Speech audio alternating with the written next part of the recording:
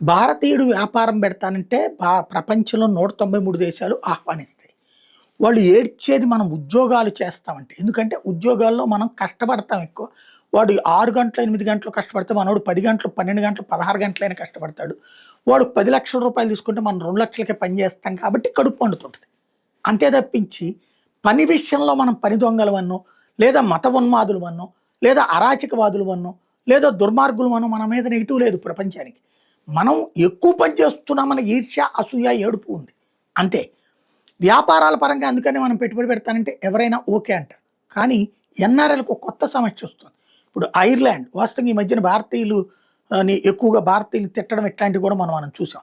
అయితే తాజాగా కొంతమంది భారతీయులు జాగ్రత్తగా ఐడెంటిఫై చేసిన అంశం ఏంటంటే, వ్యాపారాలు చేసే చోటన మన వాళ్ళ మీద నెగిటివ్ రావడానికి కారణం పాకిస్తాన్ వాళ్ళు, ఆఫ్ఘనిస్తాన్ వాళ్ళు.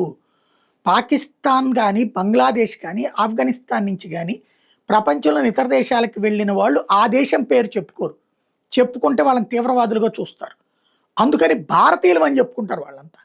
అట్లా భారతీయులు అని చెప్పి భారతీయుల పేరుతో రెస్టారెంట్లు పెట్టినటువంటి వాళ్ళు అక్కడ దురుసుగా ప్రవర్తించడమో, అసభ్యకరంగా ప్రవర్తించడమో, అసహ్యకరంగా ప్రవర్తించడమో చేస్తే అది ఇండియన్స్ అనే ఫీలింగ్ ఆయా దేశాల్లో వస్తుంది అన్నటువంటి విషయాల్ని 2-3 వీడియోలను చూస్తుంటే అర్థమవుతుంది. జాగ్రత్త పడాల్సిన అంశం.